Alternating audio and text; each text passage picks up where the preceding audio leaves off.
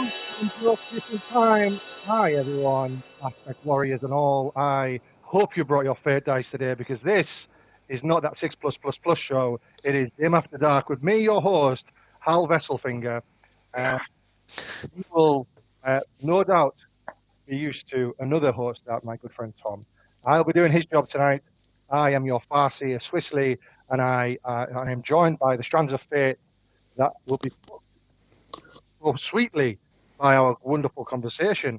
I have the fortune of being joined by the wonderful, oh no, I'm listening to myself, of being joined by the wonderful Aaron Wilson. Aaron, how are you today? Mr. 4-1, how are you feeling? Feeling very good, very good. Good Yeah, to see you again. yeah, good to see you again. How are you feeling about absolutely smashing four people this weekend and how you might have upset them this weekend? I'm feeling brilliant about it. It was so good, especially Awesome. some of them. A particularly individual one was really good fun to upset, but yeah, no, it was a great weekend. In all honesty, no, I've been trying to get a 4-1. It has been my goal for the year, so happy to have achieved it. Wonderful. I'm very, very happy for you, and I'm glad that you smited your enemies. All right. Lewis, we're joined by Lewis, the token TO of 6 Plus Plus. It is wonderful to have you here. Have you here, Lewis? Are you relieved that the weekend is over after a successful event? I am very relieved. I'm still tired. My feet hurt, my knees ache, everything hurts. But we did it, we got through it, and actually it was amazing. So happy to be here. Wonderful to hear. Wonderful to hear. Good stuff. I've also joined by, I think 4-1 as well. 3-1, 3-2. Was it Franco? 4-1. 4-1. 4-1. Sorry, fellow Don't take it 4-1. away from me. I finally got it back. Don't take it away from me now, please. Right, fellow 4-1er, Yeah. Franco with his demons. Franco, how are you doing? And have you got over your loss to Aaron yet? No, I have not. Um, yeah, I had it was a great weekend, as it always is at Saffron events. Just unfortunately that I had to lose to some absolute bastard. Tell us what So you it was it was a really good weekend. Even the loss was a great game, great fun. So Indeed, the friendly rivalry never ends at 6 plus plus plus. Well, then we'll move on to a very, very strong, good, powerful friend of mine as well, the wonderful Tom Lohman. Tom, Hello. how did Drakari do into Chaos Knights? Drakari don't love Chaos Knights. They Drakari don't. don't love Chaos Knights. It's not their favourite matchup. No, You escaped once, but they came back to get you, didn't they they? did. You can't outrun your destiny. That's the way it works. Power on your destiny. But a very strong performance by yourself this weekend. Yeah, luckily I did play Tyranids at one point, so I was all right. Yes, indeed. Indeed. Not my Tyranids, but No, some Tyranids. no, not yours. Because I am an above average Tyranid player with a win rate of 40% versus the weekend that was 23%. I'm almost double the average Tyranid player. That's very good, isn't it? Yeah, a very powerful performance. All right, cool. So today, ladies and gentlemen, we are going to be doing a event recap. I know this is a very obscure concept that you'll have never seen on any 40k podcast ever before, but we will be talking about the event that has just happened this past weekend. We'll see how that goes, and maybe we'll do it again in the future. We're then going to move on to a little bit of 10th talk. 10th talk. And we're going to enjoy finding out and talking about some of the new rules coming up in the world of Warhammer 40k. But first of all, let's crack on and talk about the weekend just gone. Lewis, would you like to give us an introduction to Saffron Slam? We were all there this weekend, but you tell us your kind of synopsis. If you were selling Saffron Slam, so on, tell us about the event. So, the Saffron Walden Grand Tournament, the Saffron Walden GT, which has just been, is an event that me and a couple of mates have been running now since July 2021 was our first one. We've been growing in size at each event, went up to 50 players this weekend. It's an event where we are trying to do something a little bit different to the usual competitive 40k scene. In our opinion, that's very well catered for in lots of other really excellent events. So what we're trying to create is an environment where people can have really, really incredible games of 40k, really tight games of 40k, intense tactical experiences, but on thematic boards and in an atmosphere that in my opinion, is a little bit toned down from some of the competitive style. It's not too cutthroat, if you know what I mean. So we try and create a really, really positive atmosphere. We try and get some really amazing boards out in front of everybody, and let people play on something a little bit different that they're probably not used to playing on. So that's what we try and aim for. And touch wood, you gentlemen all on this call have experienced some of you several times now. But this was your first event for a few of you, and hopefully you will agree we've managed to achieve that. Absolutely. It was. I thought it was a really interesting tournament. And what kind of spurred you to create a tournament like this? Because obviously you could have just went, hey ho, we're going to have a really competitive 40k tournament and we're just going to smash it out of the park. What was there an inspiring moment that got you into creating this event, or was it just? Yeah, so a couple of things actually. So I mentioned it earlier, but those competitive events are well catered for. I am not going to be in a financial position to be able to compete with the size and the scale of those events. And actually, if you're playing for space points, then bigger events you're going to get more points from those bigger events, aren't you? So if I accept the fact that I can't necessarily compete for scale, I try and do something a bit different that might attract people to my event that has something a bit new. Secondly, we're in a position here in Saffron Walden where the 40k community is quite small and quite new. Lots of new players, lots of younger players from the high school. And actually, we're in a situation where some of those players probably don't really want to go to ridiculously competitive events at this stage in their 40k journey. They want to have a bit more fun with the game, if you know what I mean. Not saying that the competitive events aren't fun, they're just a bit different, aren't they? And also been inspired by the guys at SN Battle Reports. I chatted 2 weeks ago about my experience in Gibraltar, and that came off several other visits to the Rock to play 40k there, and they really focus on their terrain. They really focus on the boards being really evocative of all the different lore that feeds into 40k. So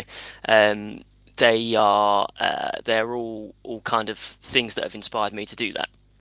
And as I say, I just wanted to create something a little bit different. As much as I love those competitive events and I go to loads of them myself, after 5-6 games on exactly the same boards over the course of a weekend, I do start to get a bit bored. So yeah, I'd like to do something a bit different. No, I think it was really great. There was a lot of variety there. You obviously you've done this a couple of times now. So what was different? What did you try anything for the first time on this occasion that you hadn't tried before, or introduce something for the first time this time that you hadn't tried before? Yeah, so we a couple of new things. The venue was new, so we were in in the town hall in Saffron Walden, which is an old sort of 15th century market town hall building. So it's got big stained glass windows down the sides, portraits of random important people and the king and stuff on the walls, big balcony, and various other things that make the venue, I think, in my opinion, a little bit unique. Players go up a big red carpet when they first come in. They go up all these big grand staircase into the hall, and in my opinion, it's quite a unique venue, and that looks really cool. So that's a bit different. Obviously, the size is very different. We've only ever done sort of RTT size stuff up to 24 players before, so this was a big jump up to 50 players. So that was a big change. We tried to keep some of the stuff from the smaller events, like the free teas and coffees and handing out biscuits and speaking to all the players and that sort of stuff. We try and do on the smaller events to keep that going. And we obviously had a much bigger prize pool this time around, so funded partly by sponsors but also by myself in terms of dishing out prizes to lots of different people. And actually what we found is when we started announcing prizes throughout the weekend for the kind of random spot events, it was really, really great to see members of the community and players that had come along to the event starting donating prizes out of their own pocket as well. So shout out to all the people. Davey, you're one of them, giving us some Michelin star beer, which was very generous of you, very kind of you. To crazy things that happened during the weekend, whether that was 12-inch charges or double six perils killing a hive tyrant, and Franco, you won that, didn't you, with your Bellacore charge into guardsman, which was pretty charge. Yeah, and a sentinel taking on 15 berserkers and then killing a land raider in close combat. So things like that we were able to get out prizes for, which is not something we've done before. So that was really good fun. Brilliant. Yeah, definitely noted. I think definitely noted how I think the prize pool was pretty exceptional. And when we did the winners photo at the end, you could definitely see how many people were winners of the event. I think pretty much half of the event won something or was as part of the winning prize. So I think that's pretty sweet. Yeah. Very cool. All right, so let's get on to some tournament recaps, guys. Thank you for that intro, Lewis. So Tom, we'll start with you, my good friend. Okay. Let's hear about your tournament experience. Excellent. Okay. I was running Drakari. This is partly because we were thinking about Drakari for teams as a possible option, but it was also because they're my favourite army, and I wanted to run something I like for Saffron Slam. Obviously, Lewis is very keen to have us trying different things out, and I knew it was going to be a mix of player skill there. That said, it was a list that I had designed, I guess, with 3 armies in mind. I'd thought a lot about shooty Marines. I'd thought a lot about demons, and I'd thought a lot about Imperial Guard because I think those are 3 of the most prevalent armies in the meta at this moment in time. So I think I had decent tools and a decent game plan into those 3 different things. How much do you want to hear about? Oh, apparently I'm very quiet. There we go. Sorry, I'm trying to move the mic a bit closer. Let's see if that helps at all. Try sticking it in your mouth, Tom. I don't know what's I going wonder on if there's with a thing in your settings that might be able to resolve that. We can move on to someone else while you have a play around if you want. I wouldn't know what I need to do, but you can certainly do so. Yeah, go for it. Does that help at all? Yeah, I think it's a bit better. Is I that think it's a bit better. We'll go for it, Tom. We'll go for it. Sure. If anyone would like to tell me if I'm any louder, that would be great. Yeah. Is it better now? Yeah, it definitely is. Sure. Okay.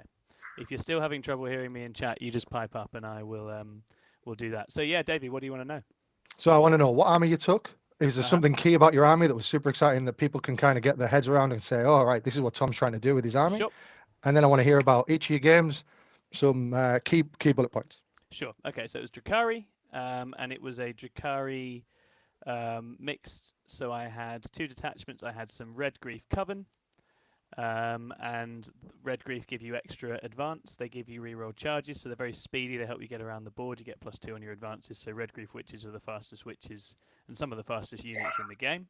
So I had some Hellions, some Reavers, some Blood Brides, and a couple of Succubus, 2 melee Succubus tooled up for killing stuff, one with a whip, one with an Invun ignoring glaive Blood Dancer, which is very nice. So with Red Grief, they can also fight and get back into transport. So one can fight, jump into transport. The other one is the upgraded Succubus. She fights, she runs away.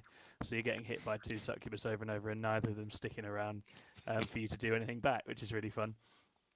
And then alongside the witches, I had a bunch of Coven, so loaded up for melee. So I had Splinter Blades, Master Torturers, so exploding 6s in combat, and cheaper reroll wounds, which is really nice on Coven. I had some Talos. So the Talos were the fun pick. That's the heart pick. They got given core back, but I don't think that makes them good. But I was like, Talos on these lovely boards would be really fun. So I'd like to get some Talos involved.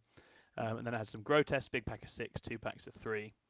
And a bunch of racks, and then 3 Incubi squads, some Venoms, and Drazar. So it's a nice list. It's very, very combat-centric. It doesn't really have any guns at all. It hides, it shoots, very little, and then it springs out and it fights. So as I say, I'd built it with Guard, Demons, and Marines in mind, and that was the stuff I sort of thought it had decent play, or at least a game plan into. And I was backing Lewis to make us some nice, dense, themed boards for me to hide on.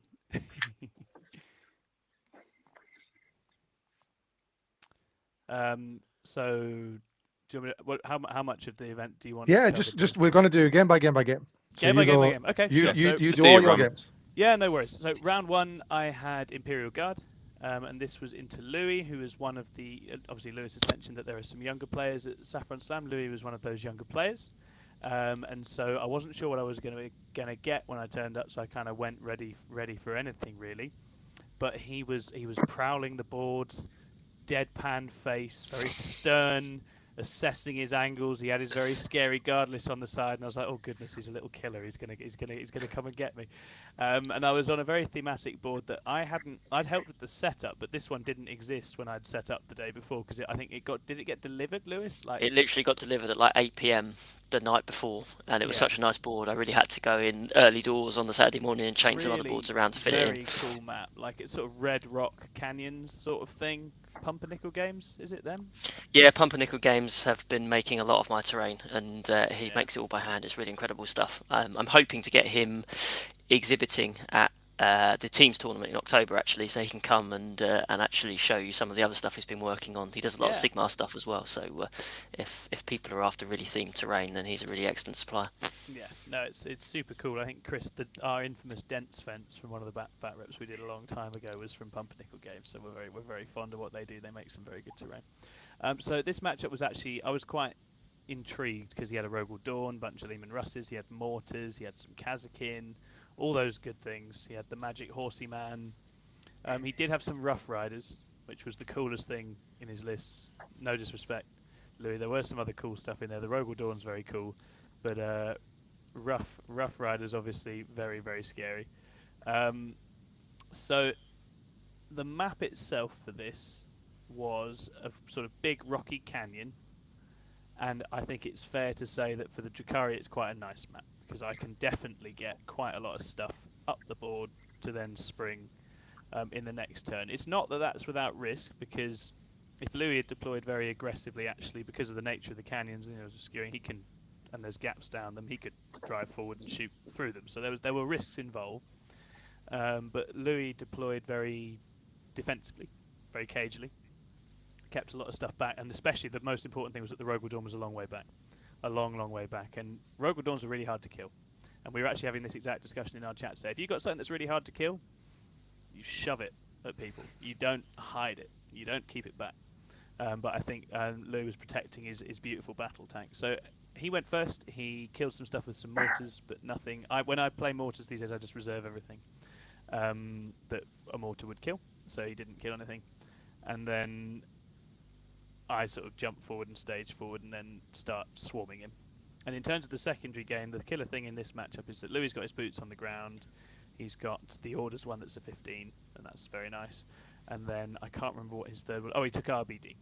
And on my side, I've got a secondary game into Guard, especially where Drakari are very flexible, because Drakari can take Fear and Terror in this matchup, which is a secondary they have, where when something falls back, you get a point. When something fails leadership, you get a point. When you kill a unit, you roll 2 dice, and if you equal its leadership, you get a point. And also failing actions, but failing actions doesn't happen very often. Now, I don't know if you've played Drakari into Guard. All of those things happen a lot when you get into Guard. There's a lot of falling back, there's a lot of stuff dying, there's a lot of stuff failing morale, especially when you've got the little infantry squads. And because you've got Grizzly Trophies, -2 leadership on all your vehicles, you are literally trying to roll a 5 up every time you kill something, pretty much, to get points. So it very quickly becomes a 15 secondary, I think, unless the Guard player holds you at arm's length to such an extent that, to be honest, you're losing the game anyway, so it doesn't really matter. So in this game, yeah, I staged, sprang, tied lots of things up. The Rough Riders got one shot by a succubus, which I did feel bad about, but not bad enough not to do it. And Louis fought back very admirably and started shooting stuff and opened up transports. The Talos they went through a tank, and then the Rogel Dawn just deleted them. Absolutely brilliant. Like, the Rogel Dawn just completely destroyed them. But Drazen and the Incubi and other things had got into all of the sort of soft bits and sort of cut stuff up. There was one fun play in this, which was that I had left some Bloodbriars in strategic reserves, and he teleported the Kazakin back into my lines to come and pressure my backfield. And obviously then you can come in from your own board edge right next to them and eat them up, so that was fun. It's a trap. It's a trap. It's always a trap. But as I say, I was really impressed with Louis, and he played it very well. I think the terrain was a big factor in me being able to get up on him, and different boards would have been different. And he never stopped fighting and kept shooting away the whole time. I think the game ended with Leontus charging into a succubus at the back somewhere, just still fighting, still going. And so we had some nice duels and some nice moments in there, and eventually Draz took the Rogel Dawn down at the back, and that was the end of that game. So really, really fun starter game. And it was like, I think he scored sort of in the 60s, and I got 99. And this is the fun thing about the Guard matchup, is that Drakari, every time I've ever played Drakari, usually the highest I'm ever getting is 97. When you take Fear and Terror, suddenly, those sweet 3 extra points. The next level. Suddenly possible, or you can get completely tabled and lose completely. But if it goes well, it can be really good. So yeah, it was a really fun game. Very nice. And then who did you get drawn into after that? Round 2, this was a really spicy game. I hit John King of Team Iceland, and John King had a Blood Angels list. And if you'd asked me about Blood Angels like a year and a half ago, I would have been rubbing my hands like, oh, lovely, yummy Blood Angels. Honest Blood Angels going to come in swinging. I'm going to stab him in the head. Everyone's happy. But Free Melter Pistols has completely redefined how this matchup works. When I was running Flesh Terrors for the 1K event we went to a little while ago, I shoved Melter Pistols on everything because it's a no-brainer. They're so good. And what it means for Eldar especially is 2 things. They can open transports in the same turn they kill stuff inside, which they could not do before. That is crucial in terms of it completely reconfigures where I can put things on the board. I can't get close because he can hop, shoot, kill, and then I'm in big trouble. But the other thing in this list was that he had them castled up around a banner. So as I go into him in combat to kill him, 4 up, melt a pistol in the face. Yikes. Very, very unfortunate if you are a T3 elf. Right? Not what you want at all. Now, that kind of game, he's got like a big Sangard death ball sort of list. In a game like this, I always try and stretch the play, so I send stuff on the flanks, I keep stuff back. But I didn't quite stay back far enough. Because I find it really hard. +1 to charge really throws off my ability to gauge what I'm looking at. And he had +2 on the banner as well for movement. So he identified that if he gave me another turn, I was going to start powering up and I was going to be able to get round him and start doing things. So he's like, I have to go now. We were talking about it. It's like, I think I have to go now. I was like, yeah, you absolutely do. Like, you want to start hitting me now before I get better. I'm only going to get better the longer it goes on, and faster is the crucial thing. So he yeeted all 3 Sangard squads, big Sangard squads, straight up the board. And because I hadn't kept quite far enough back, I think they all had to make 7 charges. So point on failure, that's fairly limited. Like, maybe, I think I could probably say maybe 1 doesn't make it, but I think, to be honest, with a reroll, every chance all 3 do. And they did. So he got 30 Sangard in the back, smashed up some Talos, smashed up some Grotesques, and then I counterpunch, kill like most of them, but then half of those shoot me in the face with melter pistols. So Draz cops it to an Inferno pistol, which I'm sure people will be delighted to hear, because everyone He deserves it. Everyone hates Draz. And I killed him off the flanks, and I was able to sort of muck around on the flanks.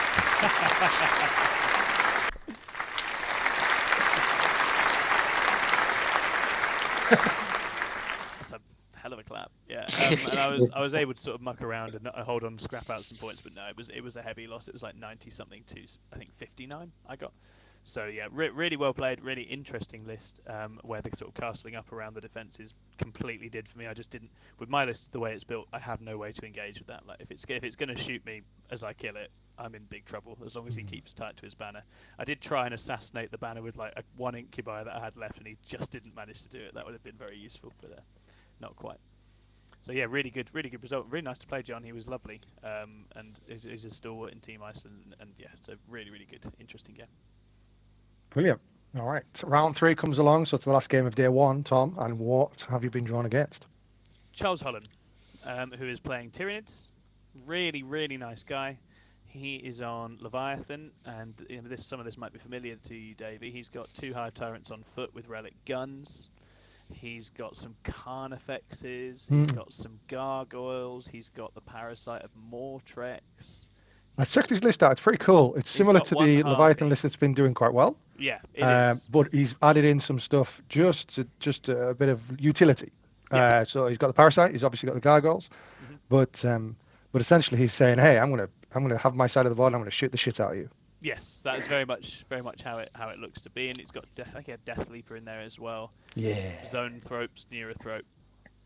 So some nice stuff. And we were actually back on the nice red ravine of Pumpernickel Games again. Clearly my spiritual home for the weekend. I don't know if that was deliberate. Maybe Lewis was just keeping me on boards I hadn't set up for sort of competitive integrity. Can get accused of cheating. Although no, after the first game we rearranged all the boards, didn't we? So yeah, you wouldn't have been able to get angle on that. So they were different in this one because it was Tide of Conviction, so it's long ways over out, and there's much more, many more angles on this one. Which meant that as I had to sort of creep and hide and get across from him, he was able to hit me pretty hard at range with some of those guns, and I did lose a bunch of Grotesques and lost some Venoms. Secondary game into Tyranids is also really nice for Jakari, because the issue Jakari always have is finding that third secondary that they can score well on, because they're good at RBD, they're good at behind enemy lines, but the third one is the issue. And into Tyranids you just do take them alive, because you get 3 for killing a monster in melee, which you're going to do several times if it's going well. Put a Carnifex in a bag, put him over your shoulder, take him home. Put him in the menagerie, extract some poisons from him to test out on different people, all that sort of stuff. Very Jakari kind of stuff. So take them alive becomes a really good secondary here, where it's often a bit of a struggle because you're trying to chase after characters that won't come and play. Carnifexes usually will come and play. They're not dainty. They don't hide at the back and bide their time. So that was good. I mean, on this one, essentially, I think... can't remember if I went first. I suspect I did go first. And I think I just did the Jakari thing and very aggressively didn't let him have primary for ages. The speed on the Red Grief Witches caught him out. a couple of times because I got into his zone thropes, killed those, got into his neurothrope, killed those. He wasn't quite able to judge the distances I could cover from hiding, and I think that speed on Drakari is still very, very impressive. And so I really enjoyed Red Grief this weekend. I think being able to make up that extra 2 inches of ground is so important when you're trying to make sure you make combat every time. And yeah, the ignore invan glaive succubus just went into zone thropes and just sliced and diced. It was great. Charles was absolute champ, really funny, took it very well, and we had a very good game. And I think that was, again, it was like 90 something, maybe 97 to I think he was in the 50s. Can't remember exactly, but yeah, lovely game, lovely opponent. Well done, my man. Well done, my man. So for context, we were going into round 4 with a hangover the size of a hot air balloon. Oh, I was so bad on Sunday Aaron, morning, man. myself, and Tom all partook in some beverages the night before in the local Weatherspoons, and it was. Can I just say, Saffron Walden, for those of you who don't know Saffron Walden is a very well-to-do town in Essex. It's full of really nice restaurants, really nice bars, really nice pubs. And this lot, I left them in a very nice pub and went to go and pass out in my own bed. And they went to the Weatherspoons. Out of all the places you could have gone in Saffron Walden, you ended up in Weatherspoons. Yeah, we got Jack Asher with us, friend of the show, Jack Asher. One of the nicest Weatherspoons I've been in. It's a very nice Weatherspoons. In a while, right? It was pretty savvy. It was full of characters. Let's call it that. An interesting place for sure. Yeah, there was drama afoot when we were there, but we weren't bringing it. We were just observing it. I think we had to rank hangovers. I think Tom was number 1. So for round 4, Tom, how did your round 4 go? Round 4 was an interesting time because I'd been matched into Chaos Knights overnight. And Chaos Knights, I know for a fact, are a rough matchup for me. So I was sort of a bit daunted and wasn't massively looking forward to it. But then we got there, and we got a few minutes into the round, and there was no Chaos Knight player to be found. So I was repaired on the spot into Ashley. And Ashley was playing Imperial Guard. So it was more Imperial Guard, which, as I've mentioned, is one of the ones I'd been prepping for. Because there were quite a lot of Guard at Saffron. So I'd done a bit of thinking about Imperial Guard. And I think the only way to describe this game is that I did what I did in the first game, only it went even better. Basically, just very aggressively pinned him in, flayed all his little infantrymen, blew up all his little tanks, didn't let him have any points. And his turn, I think my turn 5 started with my succubus stood alone on his back objective in the wreckage of his command squad, who just charged into her to try and stop her. Hadn't done a single wound, and she'd killed all of them. So it was very satisfying, actually. It was a really nice game. Actually, this was quite similar, but no mortars. I think he would have liked to have mortars. Fear and Terror again was just amazing. And I think the fun bit in this game was the Talos. I'd sort of hid them back and waited for some tanks to come out and do stuff, and then when they did, the Talos came in and smashed up a couple of Lehman Rusties, which was fun. Then the Rogaldorn killed 2 of them this time instead of 3, and then the Talos got to get stuck into the Rogaldorn at the end as well. So it was, they don't like that, I hear. They don't like that. No, Imperial Guard tanks don't like Coven that have large punching gloves with full rerolls to wound. They don't enjoy that at all, because you do go right through them. You need the full rerolls to win. That's why Master Torturers is so important, I think. But if you get Master Torturers covered into a guard tank, it is going to die. So that was, I think, 144. It was a good game. I've never scored 100 with Drakari before in my life, so I was delighted. Oh, wow. Well done. Very good. As I say, you physically can't because you take RBD most of the time. But in this one, I was like, no actions, just flaying. So with a hangover almost gone, on the adrenaline delivered by the win, round 5 comes along. And what have you got, Tom? You can't escape your destiny, Davey. So I was matched into the Chaos Knights, piloted by Josh French. They hunted you down. They were like, "No, Tom, you're not getting away." To be fair, at this stage, because a few of the players had dropped the night before because they didn't get as many wins as they wanted. In my non-competitive event. Yeah, from the non-competitive event. Yeah, indeed, which they were there. So a couple of them had told me they were there for a good time. So not a long time. To be fair, actually, Ooh. only one person didn't message me. The other two or three that had to drop out did actually message me saying they'd been really ill the night before. So, Yeah, of course. Yeah. give But benefit of the doubt there. there's no real judgment there. I'm just positive because I was hungover and I had to play 2 more games. I'm not. You should have seen the state of me and Tom. We were not. I good. crawled into the venue. I was so angry with Aaron in the morning because Aaron's always the one that makes you drink like 2 additional drinks before you go to bed, and he's always fine, like always fine. And there's never any consequence for him. He's like 15 years older than me, and I am cross, and he's just bouncing around like a happy child, and it's infuriating.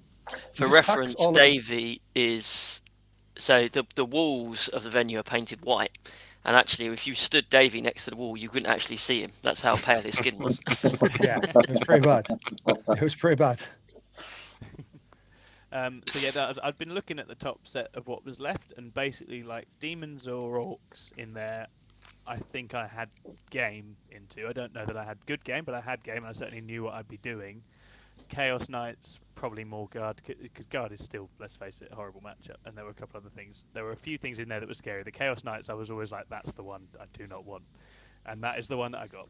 And Josh was a really lovely guy. We had, I think, actually probably more like banter and jokes and fun with this than any of my other games, which was nice considering it's a round 5 game. I think that was really nice that we were mucking around and taking the piss a lot, and both sort of digging each other a little bit. He was sort of laughing about how many units I had to push around. I was laughing about how few units he had. It was good. It was all a good time. We were all laughing at how many units Tom had in his bloodstream. Pretty sweet. Yeah, exactly that. Exactly that. And this Chaos, I wouldn't say this is an optimal Chaos Knights list, but it's still very good. It had like 7 armages with lots of cool little upgrades. Some of them good at combat, some of them are shooting, CP farm, whatever. A Knight Desecrator, so a big, angry melee one that's terrifying. And then the unkillable Knight Abominant, so Blessing of Dark Master, lots of stuff on it. You can't reroll hits, wounds, blah blah blah against it. Eventually it becomes Trans-Hitman. So that thing is very hard to kill. And my game plan going into this is very simple. It's like, kill everything that isn't the Knight Abominant. Boom. Jobs are good. That's what we're going to do. And Josh definitely knew this, because in his round 1, Josh pushes the Knight Abominant at me and goes, there you go. You cannot ignore this. This is going to basically bother you all game. And the way these armies interact, and Chaos Knights are really interesting, right? They're super powerful into sort of utility MSU bullshit, which, as people might know, is what I like. And the reason they're good at it is they've got chain cannons. They can make your charges fail, which if you're a expensive one-and-done unit, you don't want to fail your charge, because that's the one thing you're supposed to do before you die. And now they're just cutting the you doing a thing out of it and just killing you full stop. So dread tests are amazing in that sense. As you know, they can also make you force you to target different units, so it's hard to like coordinate fire, those kinds of things. But turn 4 onwards, no obsec. Just take your obsec away, which for mission play is completely bonkers. So the toolkit on Chaos Knights is remarkable, absolutely remarkable. For Drukhari specifically, the other thing they have is a cheap -1 damage strat. And Drukhari are all about that sweet damage too. Oh, they love it. So that is quite the loss of efficiency for Drukhari as well. So there's a whole bunch of tools there. Now what happens in this game is Josh, I think, is quite confident. He shoves the Abominant forward, but he also plays for all the flanks, and he gets very close to me because he knows he's got his you fail charges thing about to kick in. But again, for maybe the 3rd or 4th time in the event, I am a lot quicker than people think I am. If I come yeeting out of transports, red grief +2, everything flies at you. I basically got it so every single unit I had was 1 or 2 inches away from him. About half of them failed dread tests. Still made it in anyway. Every single thing got in. And the issue I had with this one, I think the big mistake I made was that he had failed. There's a Feel No Pain aura spell that the Abominant casts, which finishes the job on making it unkillable. He failed it with a reroll, which he was very stressed about. And so at that point, I was then like, maybe I have a nibble on the Abominant. Have a go. Because the issue I had was that there were a couple of units in the middle which could not reach the other stuff because they would fail dread tests and then they'd just be out in the open, so they'd be dead. So I couldn't get to anything that wasn't immediately in front of me. Now what I should have done was I think it was like Draz, Incubi and a Venom and some Grotesque. What I should have done was just not gone for the Abominant with those, flown Draz off to one of the flanks I was attacking. With the Grotesque, maybe just go lock down the objective or wait another turn, whatever else. Get a bit closer and hope for next time. I think they'd have been shot to death, but that was the issue with the 6 Grotesques on foot. That's not a unit I'm going to run again because I don't like not making it to combat. I love being in combat. I hate not getting there. That's two things about me you can all know. So yeah, shouldn't have. I committed Draz Incubi Custodes into the Abominant, which I absolutely should not have done. But this turn, at the end of my turn, it was amazing. Going into the fight phase, I've got like 4 little armagers completely surrounded by stabby elves. Abominant surrounded by stabby elves, and Josh is just looking at this and just going, I am fucked. I kill all 4 armagers. Beautiful. About half health the Abominant. Also quite nice. But then it twats Draz on the reply, which is always likely to do. And so I think that's the issue. If I'd had Draz for another turn somewhere else, take out another little knight, game gets a lot closer. Because I do kill through 1 or 2 more of the little knights. I think he basically has the 2 big guys and 1 of the little ones left at the end.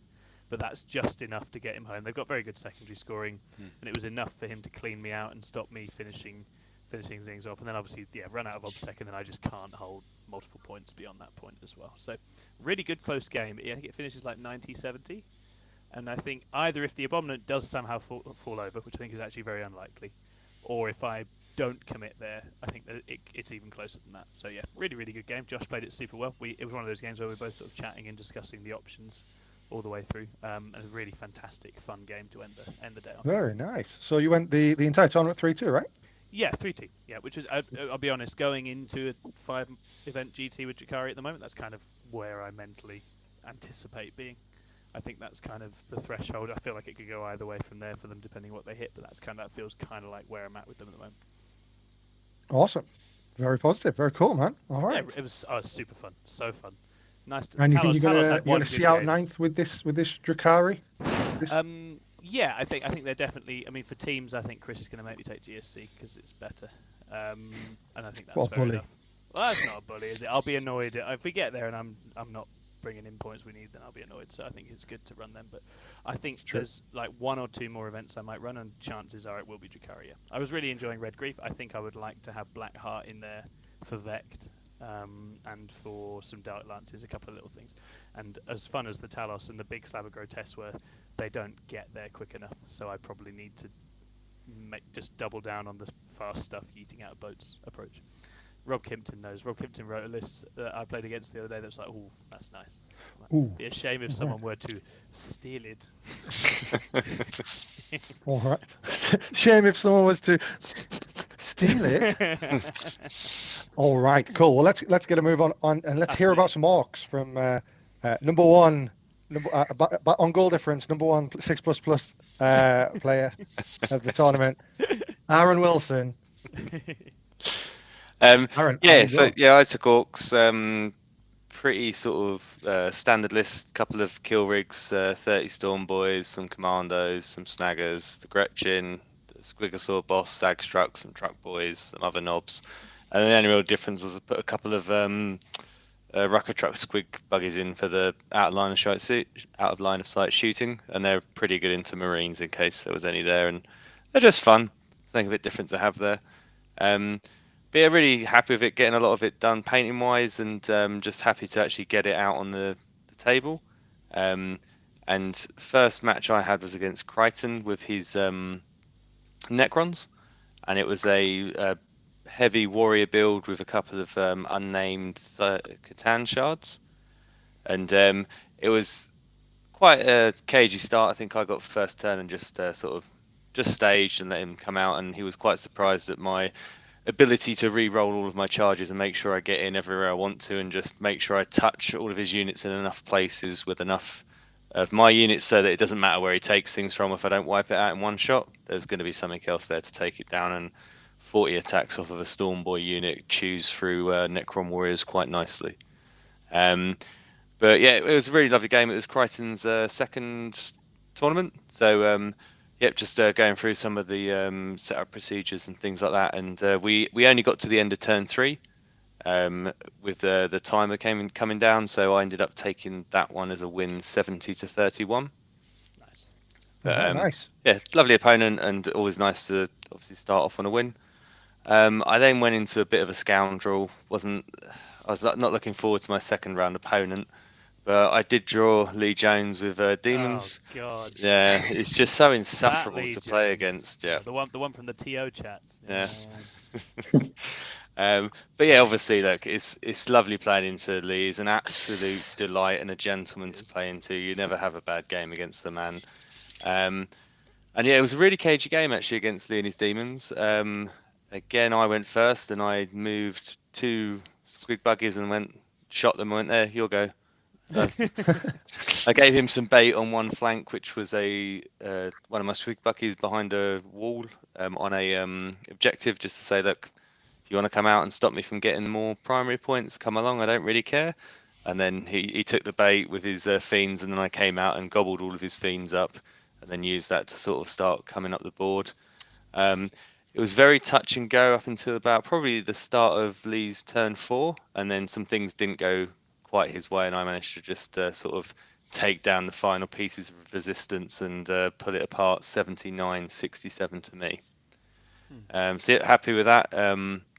I think there's a few things that were unlucky for Lee, and his demonettes didn't quite turn up, going into some units of orcs and just didn't wipe them out on their own, even with the rerolls, left a few alive, which just tied them up, meant they couldn't come and apply pressure elsewhere. But yeah, it was a brilliant game against Lee, and always happy to play against him. My final game of day 1 was against Taff Jones with his Raven Guard, and this was very much we both deployed quite aggressively, and it was very much it felt like a toing cost on this one, who gets to go first and do what. Taff's aim, we're chatting about it a bit afterwards, but Taff's aim was to try and get into my warlord and punk him turn 1. He told me in the toilet as well. Yeah, so he couldn't call the war, etc. Now, What were you just what? Weird toilet chat. Yeah, I'm going to go and get his warlord turn 1. I'm like, do other people not discuss their secondaries with people in the toilets at events? Yeah, I was like, that's my friend Aaron. And he's like, oh yeah, I'm going to kill his warlord. I'm like, man, I'm not going to tell him that, but I really want to. And then I went upstairs and saw Aaron drinking a Peroni with an angry face on. Aaron's not a fan of the brand Peroni. And I assumed, he's going to be fine. He's just going to go rah, charge forward. Yeah, it's pretty much. And I was like, there's some jank he was doing. He put up a unit of infiltrators, or whatever it is, like in no man's land, like just away from my deployment, to be able to. They've got some warlord traits, so they can switch someone out that can't forward deploy and put them where the forward deploy is, to be able to get like a Thunderhammer unit in. But I didn't think he'd quite be able to get into him. I protected him enough so it'd be quite awkward to get enough people in without just going into other units, and he's very chewy anyway, so it'd be difficult to get through, so I think that's a bit of a risk. I got first turn, and Taff had deployed everything pretty much on the line for his aggression, and I just went turn 1 war and launched 30 Storm Boys at him, some Truck Boys, even my Squig Hog Boys got in. I think even one of the kill rigs got in. We just went balls to the wall, and at the end of turn 1, Taff had a unit of Thunderhammer Vanguard vets left, and his 3 characters. He had a couple of things in reserve which came down on turn 2, and then I ate them as well. But yeah, it went very much well in my fate. Like, I had like the best dice rolls I think I've ever had in a game. If I needed all my hits hit, I was like, obviously roll 20 attacks, 4 miss, but I get 8 explosions. Like, it's just stuff like that going off. So I just chewed through everything. And then when Taff was obviously the opportunities he had to break back into the game, and it'd be like, right, you've got to make X amount of saves on your 5 up, whatever. And I'm like, okay, there's 4 saves, 4 sixes, just like everything going my way. So yeah, it was a really, really aggressive stance from the Orcs, and just took the full pressure list against him and took it down 100 to 23, which Taff was saying is the lowest he's ever scored with them, and it's sort of what the list does. It was a brutal game to watch, that one. Just looking at that, and literally I assumed it was like turn 3. I was like, how could it be on turn 3? You're only half an hour into the round, and it's like, oh no, this is turn 1, and the whole board is covered in Orcs, and there's like 4 Space Marines left. Yeah, big guy. Cut to Taff was a very nice man, but cut to him going home and someone saying to him, "How was your Saturday night?" And he said, Just sweeping up bits of Space Marine that's been scattered Yes. across the hall. So then Aaron then proceeded to lead us all on a merry jaunt around Weatherspoons in Saffron Slam. Saffron Walden Saffron. Saffron Walden, in fact. Saffron Walden. You get there. I get there in the end. He booked us a really good hotel as well, hadn't he, Davey? Yeah, Aaron booked us a really good hotel that was closed for business. Yeah. But then, to his credit, he went and then found us a new place to stay, the which was confusing thing about wonderful. the hotel that was closed for business is that we found it, opened the door, and went inside it. It was very much open, but there was no one there. Like it was like we were able to walk into the place, and then we rang them up, and they're like, "Oh no, yeah, we're not trading." It's like, "Oh, well." We debated just going and finding a room and just settling down. But out of this bad thing came a wonderful thing in that the place we got to stay instead was absolutely amazing. It was super good, yeah. Yes. Oh, where was it? Very nice. Oh, it was just an Airbnb, but it was super nice. And they answered very quickly, and then they were just like, "Yeah, get yourselves in." Yeah, it was great. It was So big thank you to Aaron for that. So Aaron, you've woke up. I would rate you as number 3 on the hangover. You are the least hungover out of all of us, given your incessant whistling in the morning, and jolly approach to life. How did you get on in game 4, and who are you playing? We don't need to talk about game 4. Go to game 5. Yeah, so Sunday morning did you ruin? I don't know. I was walking quite happily, whistling my Disney show tunes and walking down to the car park to retrieve our miniatures, and I came across my opponent walking towards me, and the comment that he said was, "How many turns do you want me to beat me in?" And I said, it's just as quick as you can if you want. I said, like 3 turns if you can. Pride comes before a fall, Franco. Nah, he was putting on a brave face. I could tell at the time. Like... I set myself up for failure, I think, in that one.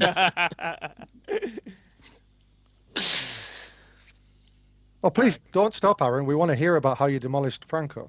I think it's. No, we don't. Oh no. Yeah, his sound's not on. Oh, his sound's not on. No. Oh no. Oh, what Franco, a can you shame. tell us about how Aaron beat you? No. Can we unmute it? All right. We'll so no, we still can't Yeah, hear he's you, man. completely gone. All right. So what we'll do is we're going to do the run-up to this game from Franco's point of view, and Franco is going to kick off with his game 1 and tell us about his demon army that would inevitably go 4-1. Hit us up, Franco, with a brief description of your army, and then briefly go through your games for us. So I'm running quite typical demon list: Be'lakor, Unkillable Bloodthirster, Fluxmaster, Transweaver, 20 Demonettes, Nurglings, Horrors. Doing it as a 4 Fiends, doing it as a 5 Flamers, unit of 4 Flamers. So quite simple. Just data sheets, throw them on the board and hope for the best. Pretty much how demons want to play. Unless you want to go tricky with Disciples, which I don't want to do. I can't be asked. I just want to punch my way out of the situation. So game 1, I ran into a really nice dude called Matt, running Imperial Guard, which was, we were playing on the Scouring, and I was lucky enough to play on all 5 games were on the competitive boards, so I had quite good terrain, and he had no mortars, so I was able to just line up behind the walls turn 1, do me actions, the spoilers, get them off, and then turn 2 he had left 1 unit of guardsmen out that didn't have remain vigilant on ordered on them, so I could get in within like 5 inches of them. So I kind of just threw the Be'lakor Bloodthirster down into the centre to go into them. My Fiends on either flank charged up, and then it just proceeded to just kind of wade in. His next turn, he struggled with his target priority because he didn't know what to kill. Didn't kill really anything or anything of note. And then again, it was just a case of just pushed him back. 8 is tanks, 8 is command squad, 8 all the guardsmen. He did throw the unit of 5 horses into Be'lakor, and he was like, I'm going to try and knock some wins at Be'lakor. Proceeded to do nothing, and then I just swept them off the board. So that was quite cool. But he was a really good sport about it. It was a really nice game, a really cool game. Probably one of my favourites of the weekend. So I think that was only his first GT as well. So, it wasn't, I don't think it was the most competitive, but just to have a really fun game or really fun games. So that was a really good game. And then round 2, for beating guard, my reward was playing more guard. And I got to play into a dude that I really, really like. I played him a couple of times in the past. Tom is it Copin Lewis? Tom Coppin. Was a bit of a grizzled old vet when it comes to the just guard and all that as well. And but no, he's a really cool dude. And I think he kind of rocked up and he was like, "Oh, I don't want to play you." And well, cheers, Tom, thanks. So but he had the typical, Barbicanski, Kazakins, Nine Waters, blah blah blah.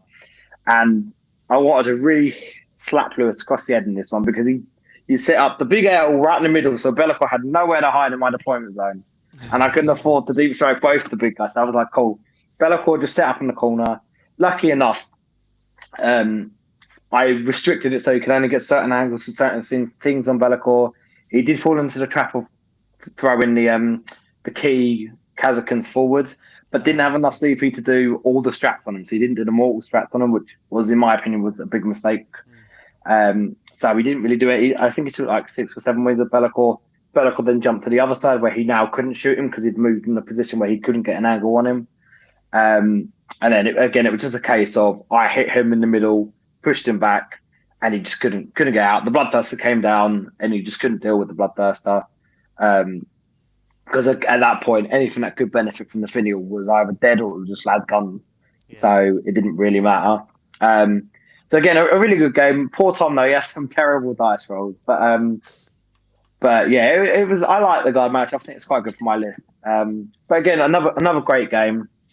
And then I think that makes Tom 0-2 into 6++ in the recent weeks because he was the guard player my Imperial Fist took down in Gibraltar as well. So he's sick of 6++ now. Thinks we're a bunch of muppets. Had to drop that in, Lewis, didn't you? Had to drop that in, mate. I've won a game. I don't think you didn't mention the Falchion. Your beloved Falchion. Yeah. So going through, I ran into, I forget his name. What was his name? You played him, Davey. The other Team Iceland dude. Oh man, Michael. John Hopper. No. Michael. Yeah. Hooper. God damn it. Hooper's a famous Icelandic name. You might have, Hooper. Yeah, with that very Icelandic American accent, that was an interesting game. So he's running World Eaters, horrible list. Like 8 units of Berserkers, all the 8 bounds, like Demon Pruins, Rhinos, etc., triple spawn. And it just scores without doing anything. It just dies and it scores. It was a weird game because we set up, I like to play on the clock. He sets 1 unit up, I set 1 unit up, and I'm like, okay, your turn. He's like, I already set 5 more units up, set all your units up. So I'm like, trying to rush and get all my stuff down. So I'm already a bit frazzled by that. But I went first, threw Fiends and Flamers up on one flank, cleared the unit of 5 8 bound early, so that was quite nice to just get rid of them. And then set up my other Fiends to kind of just try and block him out from running at me. Had both big guys kind of move forward to either side of the objectives just to be like, if you want to come near them, fine, but you're going to get punched in the face really hard. And then it was just literally a case of he threw things at me, either killed the little stuff or just bounced off the big stuff. Oh, he's back. Can you speak now? Probably not. Yeah. Oh, you're a little bit robot-y though. He is a bit fuzzy. Well, let me get through this and then we can talk through round 4 together. So that makes it easier. So, keep on. So it was a simple game. He couldn't deal with the Bloodthirster. There was one moment I threw the Bloodthirster up, killed the Rhino. He jumped his 2 units of Berserkers out, and then it was a decision of, do I tag them to try and stop them getting back, or do I not tag them so we can't really eat through the face cap? And I decided not to tag them, which he made a bit of a deal about, saying, oh, you've just made a huge mistake there, blah, blah, blah. And actually, I think it turns out that probably was a game-winning move to not let him, because couldn't deal with the Bloodthirster, and the Bloodthirster just kept one side clear, Bellicor kept the other side clear, and then there wasn't much he could do. And even though he was scoring while dying, I just restricted his primary a bit too much. So yeah, it was a simple. It was.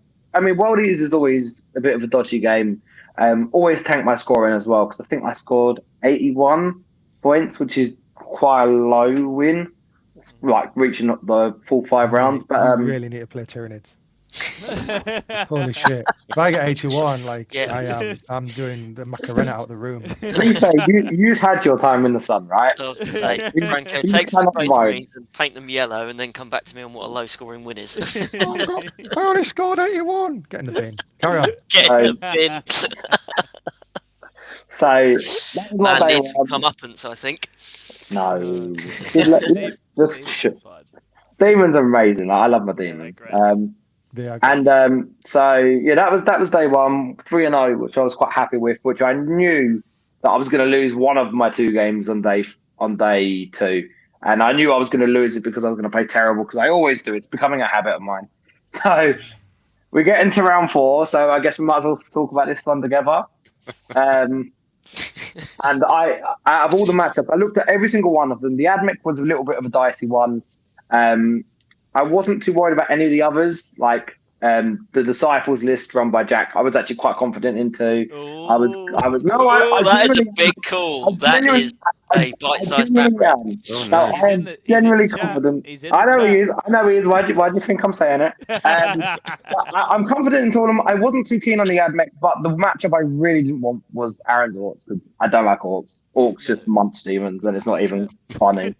So I think we both agree that I did make a mistake in my deployment. I reserved way too much. I reserved the to all my demonettes, and I literally as we rolled the dice and Aaron won the roll off and started moving, I was like, damn, I've made a really big mistake here. And Aaron just like, yep, yes you have. So what did you do in your turn 1, Aaron? I charged all of your fiends Mm-hmm. and killed all of them. Mm-hmm. And then I just sort of budged up a bit near your deployment zone to say, like, well, you've only got 2 units of flamers on the table. You've got some your pink horrors and that. And I was like, well, let's see what you can do, because I've got my invuln going, and see if I can weather it and then come and munch you a bit more afterwards. But yeah, so it was a pretty direct approach on turn 1. And because you'd left so much off the table, it allowed me to do that without getting slapped back by the Thirster and the Demonettes. You didn't have the full punch there, so I could go in relatively happy that I was going to survive to be able to then put to bed the rest of them that were on the table. So to be fair, in my turn 1, everything I could do, I think I did. Like, I killed a fair bit, but the only problem is a fair bit in Orcs doesn't mean a lot, because you just have that again to come forward, and you did, and you came forward again. Even though I killed the Knobs and the Smasher Boys and Storm Boys and all that in turn 1, you then came in and killed the Horrors and killed at least half of the Flamers that are on the board, or did you kill all of them? I left 2 on the board. 2 on the board. Oh, yeah, that was right, because I'm stuck in combat. And then your turn 2, you just kind of, again, applied more pressure. At that point, I couldn't even get out of my deployment zone. You were I took your home objective on turn 2. I charged the boys across. I took your home objective, and Oh no! I think at the end of turn 2, you had Be'lakor on, your characters, and 2 flamers. Yeah, Yeah. that sounds about right. And then the Bloodthirster come down, and the Demonettes came down and killed their way out of the hole. But at that point, even though I'd killed all that, I still had like the commandos on that side, and you had your truck and your buggies and your kill rigs, and at that point you just had so much of the board, and I didn't have enough left to push out. So I was because I just screened you out of the entire half of my board, so you couldn't drop anything in, and didn't bother bringing them into the game for that. So you had to drop it in your deployment zone, and just kept you there so you couldn't score any points. Yeah. Not Franco. Aaron has bad touched all of us. It wasn't fun. It was fun, wasn't it? It was fun playing Aaron. It was very fun game. It was very entertaining. It was really, and that's the thing with Orcs, is even though when you're getting your teeth kicked in, it is still fun, because it looks it's amazing, not. doesn't it? But It just looks amazing. what made it better was just seeing all the sharky squigs just coming at me, like all these bright white squigs and blue sharks, but that was cool. But no, it was yes, we will. But it was a great game. Like, I can't lie, being run over that bad isn't the greatest thing in the world. But when you're getting run over by someone who's a really cool opponent with a really cool army, you don't care. So what's the final score, Franco? Oh, It was 97-46 to me. there we go.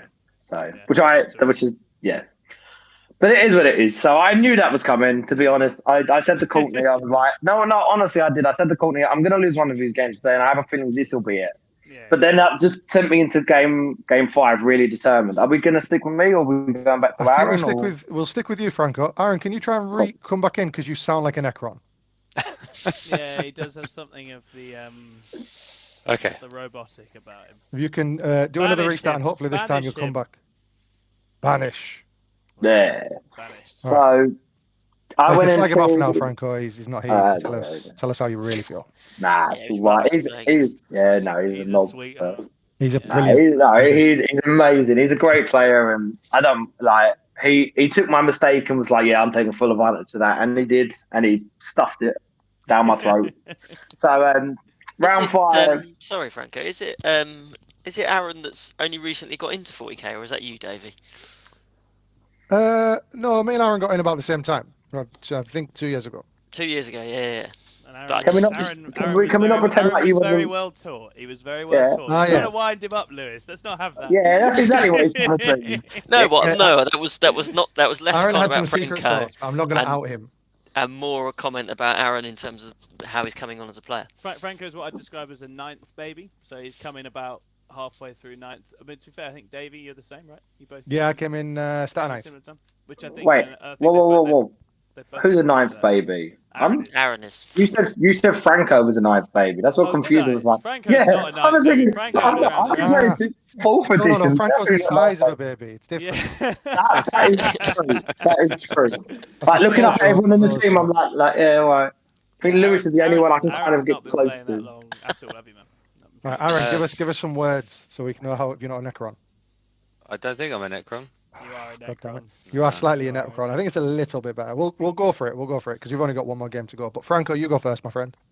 Cool. So round 5, I was playing Matt with his Dark Angels. What's the bikers? I can never remember. Ravenwing. That's the ones. So I played him at Peterborough a couple of weeks ago. I had no idea how to play the game. Haven't played Ravenwing in about 7 years. So I'm just like, what? He gave me the info dump. It went out of my head as soon as it went in.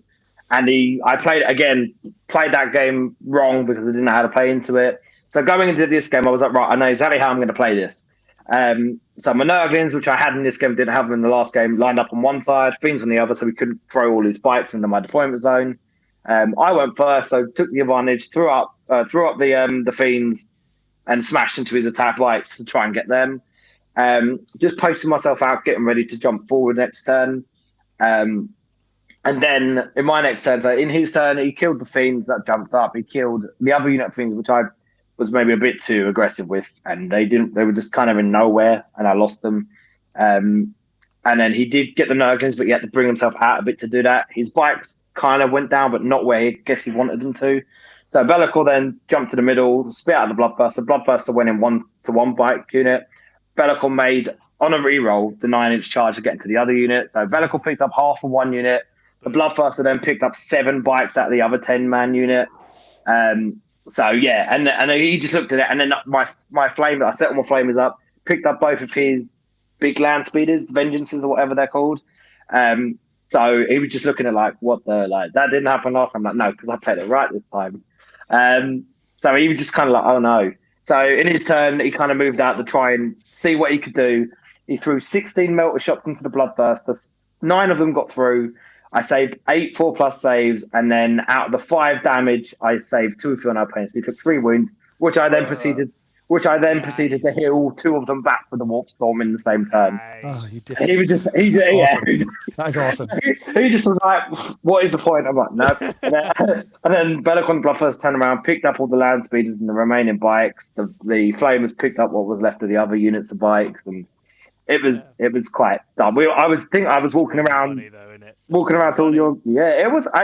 I felt like, so I was just like, I am definitely going to beat this list again. And when Bellicor made the charge in, just like, because he never makes his 9-inch charge, and when he did, I think Matt was just like, oh, for fuck's sake, like, what am I going to do? Like, both the big guys into my 2 important units, and so we, I can't even remember the score. I want to say it was 92, 50 something or 60 something. Okay, But so yeah, a clear win. yeah. I mean, I Nice. was walking around. I was walking around everyone's games with like an hour to go, You were done. which was You were quite done nice. super early. Yeah, which was really nice. I mean, I could keep an eye on the other games and keep an eye on like all yous playing and all that. But yeah, overall great event. You were very modest as well, Franco. You didn't tell anyone that you'd got 4-1. No. No. He's been Leave due, me he's alone, been right? due a 4-1. He doesn't. I've He's been like, on. he's like, I hate finishing early. I have to wait an Yeah. hour for my award. But I've been on not the greatest form as of recent. So to get back to that 4-1, it was awesome. It was really cool, good. and Yeah. Who's it this was. guy? At the last 3 events I've been to, he's won Best Chaos.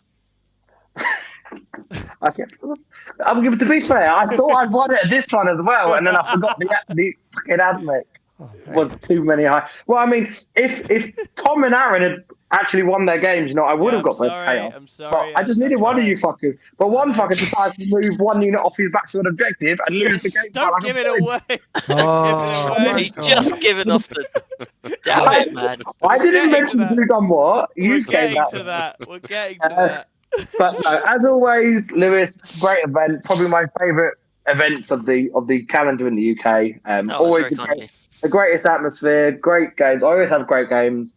And the train is always pretty. Even if I didn't get to play any of the pretty train this weekend, it is still always pretty. So very nice. Yeah. So let's get into Aaron's final game, guys. You won't believe what happened. Sorry. You're sounding a lot better, I think, Aaron. So cool, take it away.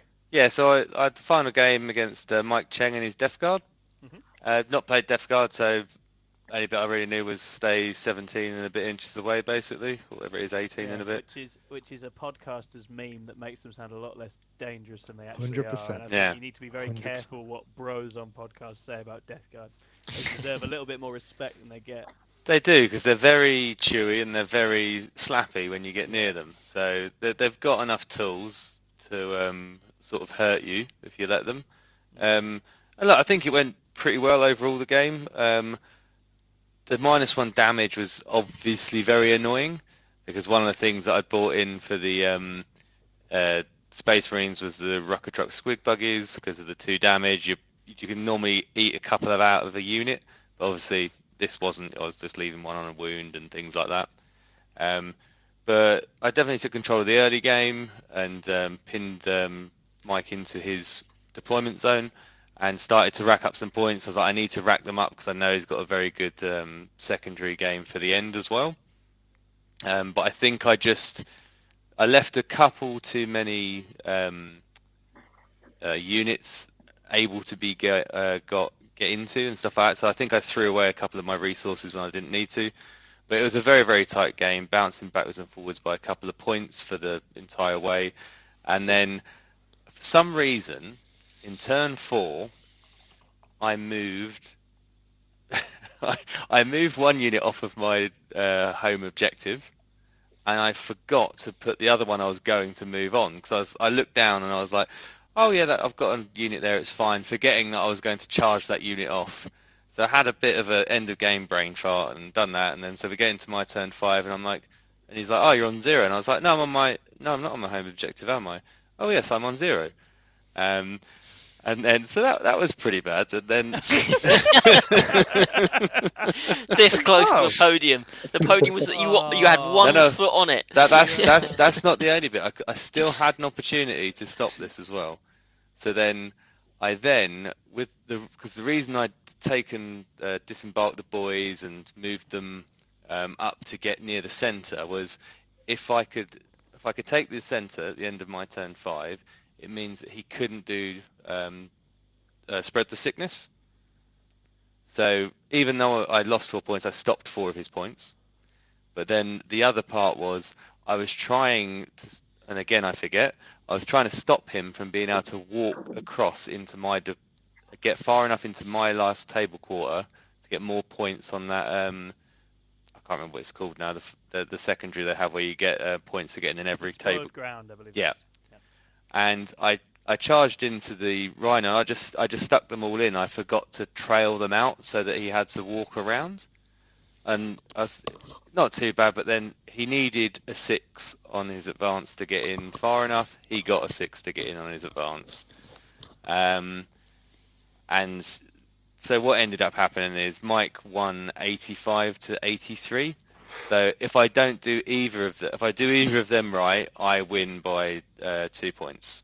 Oh man, Yeah. that's a So rough one. close. And even if I'd have got 2 points somehow, I would have drawn and been 4-0, 4-1-0, whatever it is, and still got a podium on that as well. Yeah. So I would have But been Aaron- second on that. Aaron, you didn't get a podium, did you? So No. so stop banging on about it. But what you did get, I made out like a bandit though, because I didn't get a podium. yeah. So what did you win instead, though, Aaron? I won best in faction for Xenos, and for that I got a wonderful Hive Tyrant. And then I also won best painted, which was absolutely amazing. That was Which is yeah. awesome and well deserved. Your army is sick, mate. Definitely. Thank you. Yeah, that was my other goal that I said I think on the podcast at the start of the year was to get a 4-1 and to get a best painted award this year. That was my Warhammer hobby goals, and I've done them both, so I'm very, very Both happy. in one weekend. How about The that? Saffron Walden GT, where dreams come true. That should be the new tagline, man. Did you walk off the objective because your goal wasn't to get a 5-0? Yeah, and I gave myself an opportunity to correct that as You well. were like, leave some room to grow, Aaron. Leave some room. Yeah.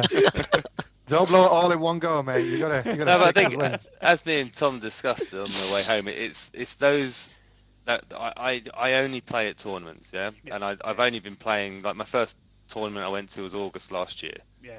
so You're it's young quite enough. new, and it's getting those reps in so that you just naturally spread out the troops to stop that, because I'm not trying to kill the rhino, I'm trying to do it to get movement and block, and it's making sure that you and make those become sort of second nature, so you're not having to think about it, and it stops those little mistakes creeping in, and it changes that. But yeah. Yeah, Amazing. absolutely. Well done. It looked again. I had some time because I had been smashed up by big angry monsters as well. So I watched quite a bit of your game. And again, considering it's a final round game, competing for podium places, it again just looked like you and Mike both had a great time. It was Looked a like really enjoyable really game. good fun game. And although I think there's a couple of things to note with that. Playing orcs like that as well, you've got a lot of models, so you have a lot of stuff to remember over the course of a weekend, and I think that fatigue, it really is real. Moving 100 plus models every single game for 5 games there's a lot to do there. There's a lot of dice to roll, a lot to think about, huge number of moving parts. So to get 4-1 and finish 5th is an incredible achievement. Thank you. And actually, looking at Mike, I have not seen, and so I was fortunate enough to see quite a few of Mike's games over the course of the weekend. I haven't seen a Death Guard player that good in a long time. People have joked that Death Guard aren't very good anymore, and maybe that's the case, but I would bet on Mike to beat anyone in the meta at the moment they're very, with very that good. list. They're Yeah. very good.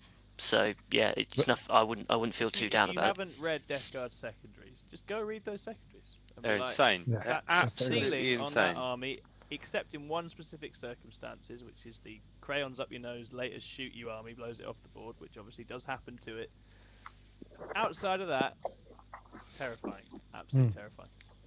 I think I skipped over it, but Franco, you won an award as well, right? I mean, kind of, I guess. You rolled 2 6s. I rolled 2 6s. I won. So Paul's not too happy at me because he that's the second free ticket I've got to his event now. So I want to pick it to Peterborough because I rolled a 6 with Bellicor, which was quite funny. Super good. Yeah, so which is awesome. I mean, it's a free ticket, which I was going to go to the event anyway, which again he wasn't too happy about.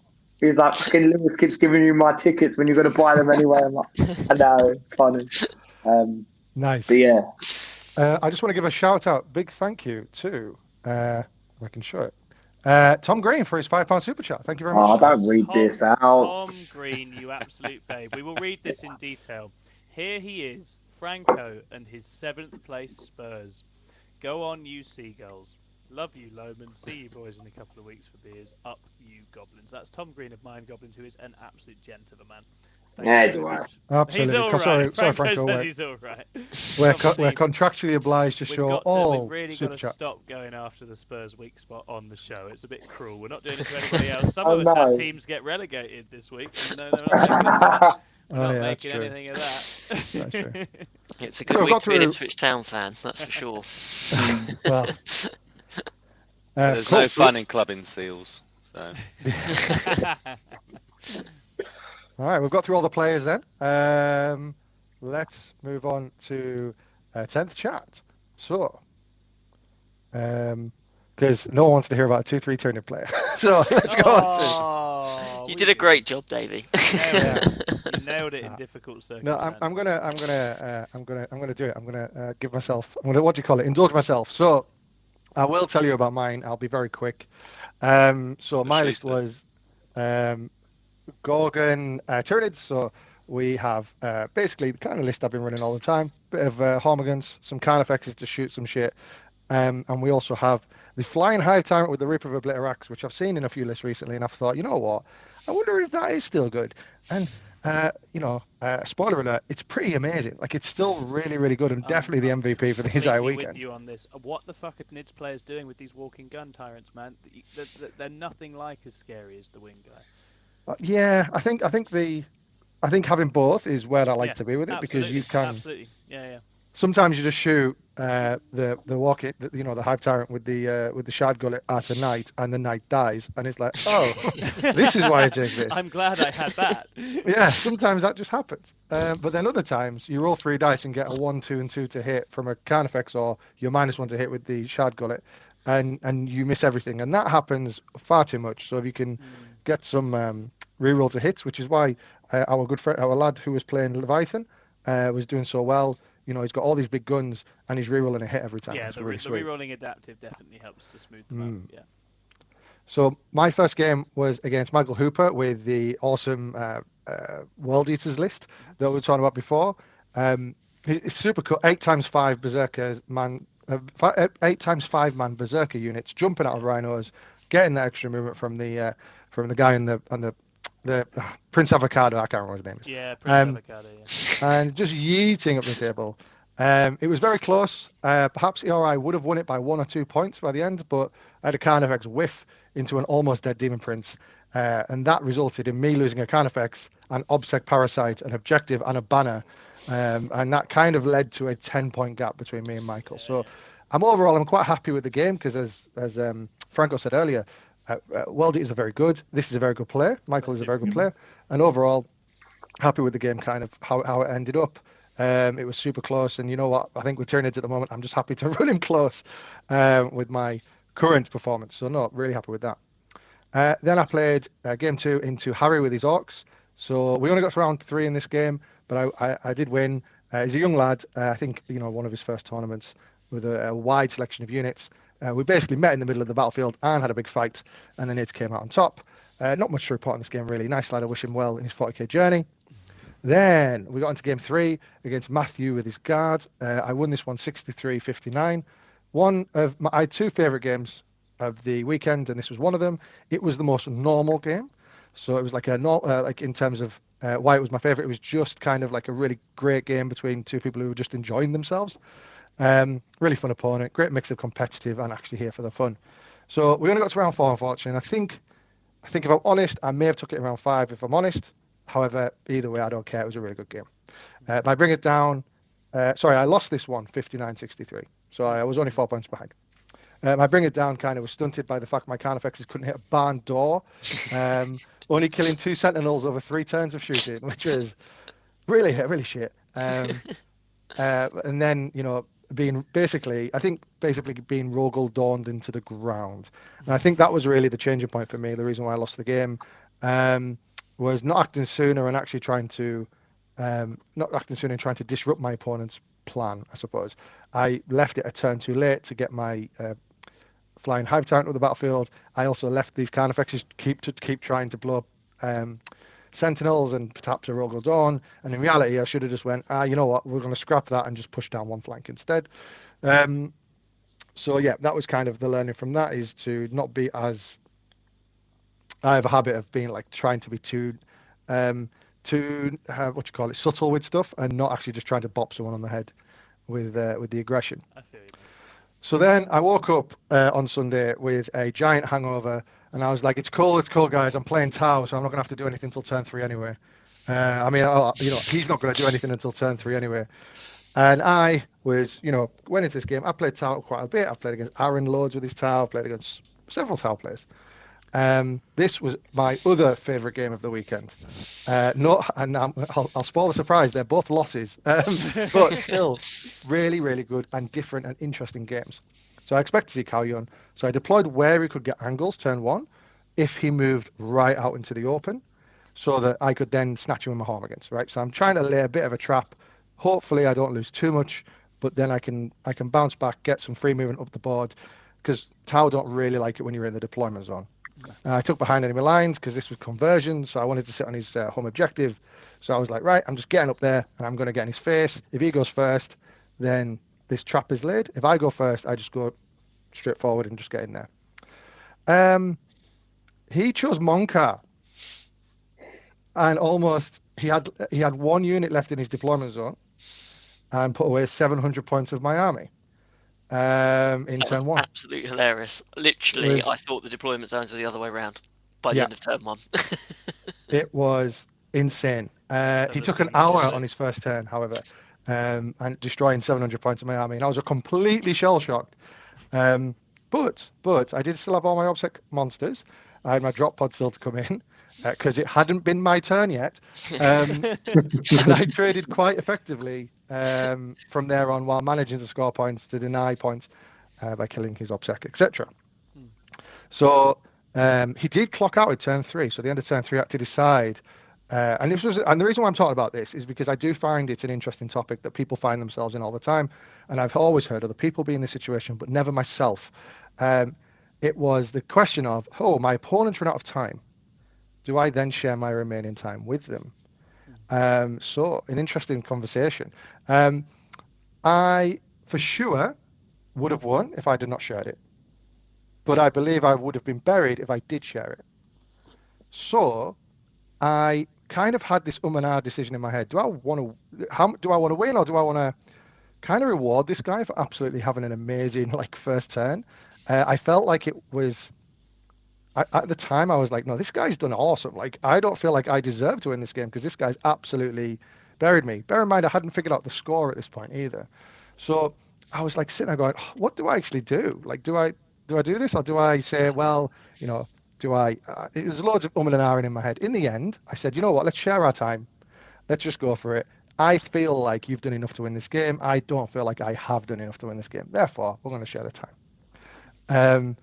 And he was a super nice guy, and I was just like, you know what, we're having fun, let's just go for it.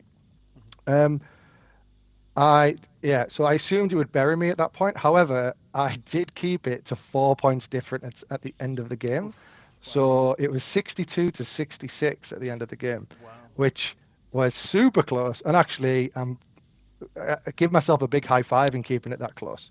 And I was overall, I know, it was a loss, but I'm really happy to have kept it that close by the end of it. He was a super nice guy.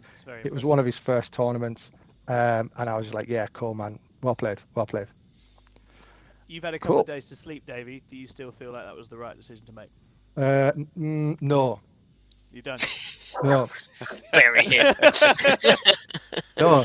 I think Aaron said this really well, right? And I think, sorry to dig you out, Aaron, here, but I was like, Aaron, what would you have done? He said, I would have said, because Chris was talking about this as well, and we're talking time as a resource. If you use your resource, you shouldn't, him getting more resource and me getting less. Doesn't work out. The game is about resource management, right? Yeah. So I was like, okay, that's interesting. And then Aaron said, you know what you do is you say, well, let's mark this up as a win for me because you've used your resource. I've now got resource and I will win this game. But let's play it out and see what would have happened.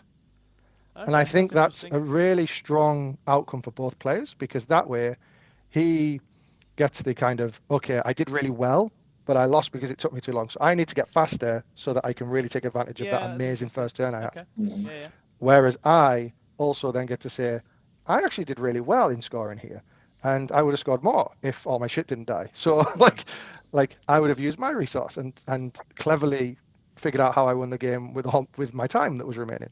So I think that in hindsight, I think that's what I should have done, and that's definitely what I'll do in the future. But I'm not upset that I made that decision. I think it was the right decision at the right time, at the right event as well. This isn't a hyper-competitive event. Yeah, agreed. It was quite like a fun event, and I was having a fun game, and I just decided, this guy's cool enough, and I feel like he deserves to win this game after his awesome turn 1. Yeah, absolutely. I think other people around the event made similar calls. I know Paul Bridge in his final game had similar and shared his time, and I think there were several of us there who were keen to sort of rise to the spirit of the event. So I think you can be proud of doing that. And yeah, sounds like a workable solution for next time as well. Yeah, and I would say actually this is a bit of trumpet blowing for 6++, but every single one of you that came to this event came with the attitude that I want to create and helped create the atmosphere that I want to create at Saffron Walden. I was very worried. Chris come. Yeah, that's why Chris just had Oh, the God. Oh, my God. I was very worried about scaling up from 20, 24, 20, 25 players up to 50. I feared that the atmosphere might go because more space points are available. People might take it more seriously, and therefore it would become a little bit less special. I was really, really worried about that. But actually, fundamentally, every single player was still playing in the way that I really want these Saffron Walden tournaments to be, and people embraced that, and people went with it. So that's just one because we're all absolute legends, Lewis. What are you talking about? It's because we're the best team in 40k. I don't understand how you're not aware of this by now. Well, I mean that goes out to the guys from 40k Gaming as well, who had a big contingent, and what was the other team had loads of people. Lethal Dice. Yeah, absolutely there. Yep.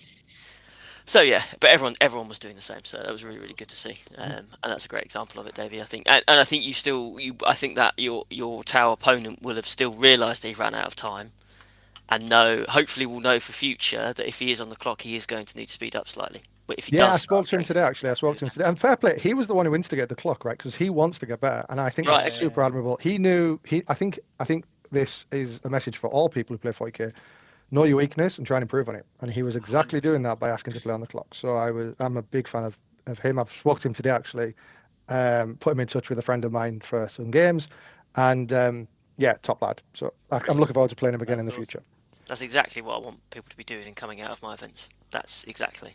Nice. All right, cool. And then my last game was against a chap called Will Fox with his Eldari.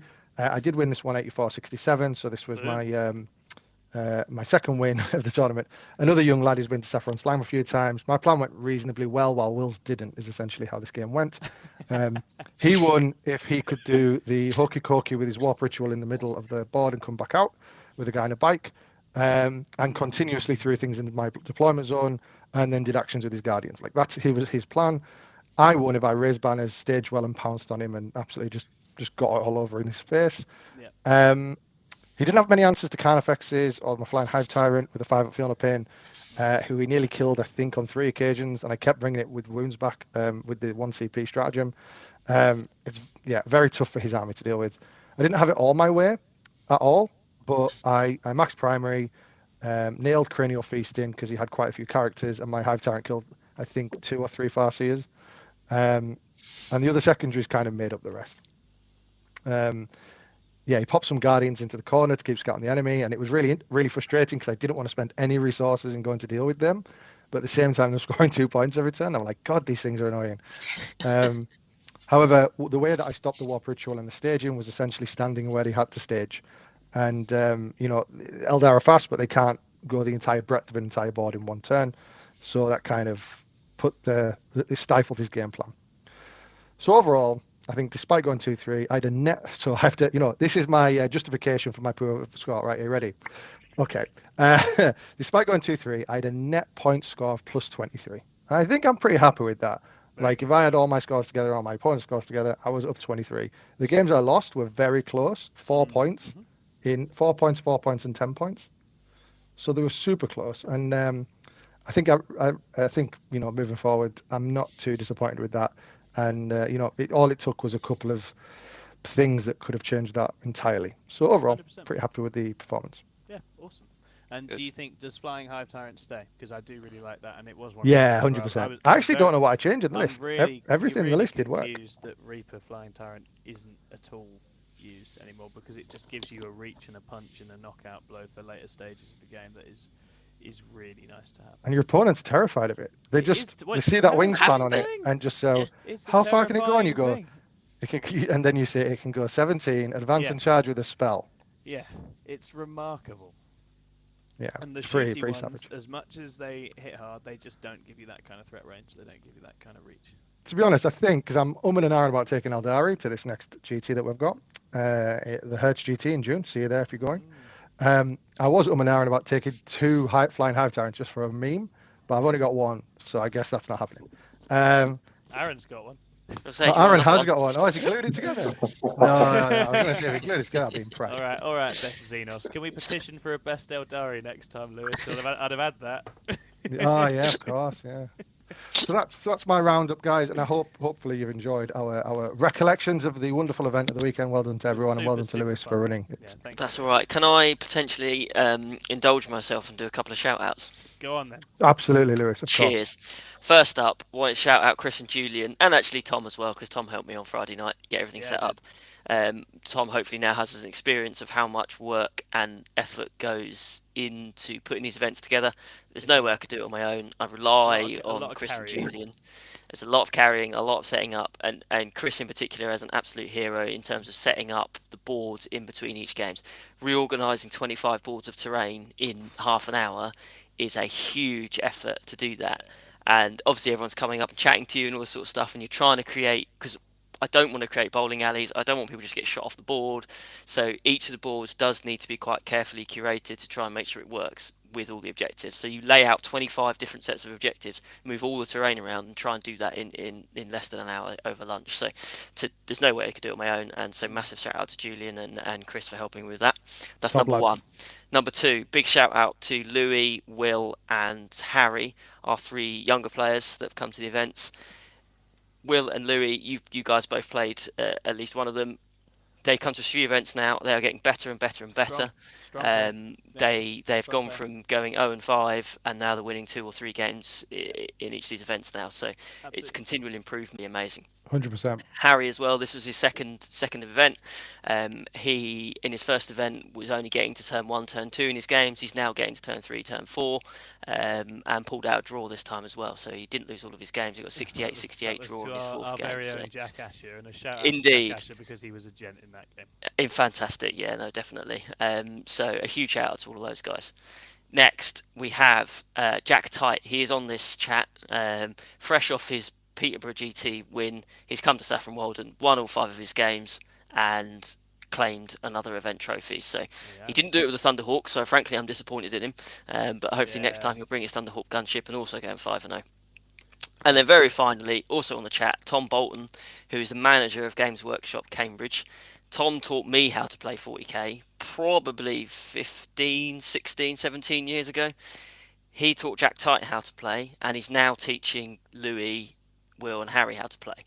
Brilliant. So he's got a little stream of good, well, apart from me, good gamers in the Cambridge Essex area that he's sort of nurturing and bringing forward. So I don't think we shout out Games Workshop staff enough, but the staff at Games Workshop, especially that one in Cambridge, in terms of getting new players into the hobby and developing them to a point where they can come to our events and enjoy themselves and get stuck into the hobby, I think that's it deserves a shout out of its own. Nice. That's it's it. like the if you're a Talk about wrestling tents fan. now. Yeah. If you're a wrestling fan, the Hart family, like they all come from the same trainer. Yeah. So it's kind of like that. If you are a wrestling fan, if you're not, just nod and smile. Yeah. Cool. All right, let's get into some questions about 10th, some information about 10th, and then after that, Tom, I don't suppose you've got the Discord open, I don't. I'll find us some questions. I don't know if we had any in, but if people in the chat want to chuck messages and podcast questions in, that would be great. I'll make sure. Absolutely, guys. So, does anyone want to talk about 10th? I'm going to go because it's Eldar Day. I'm going to go. Bye. Those Eldar rules. You wish. Don't let the door hit you on the way out. Those Eldari rules look phenomenally strong at this moment in time. We've obviously had a little sprinklings of rules for everything so far. We don't have the information. We can't go off all of what we've seen so far, but of all the bits that we've seen so far, I think outside potentially of Space Marines, this is very, very, very good. Rerolls to hit and wound on everything. Strands dice look very good. And the weapons profiles look tailored still for what Eldar do, which is high AP sort of glass hammer type damage. So yeah, it looks interesting. Yeah, the Guardians look viable, right? Yeah, Guardians look good. Bright Lances look good.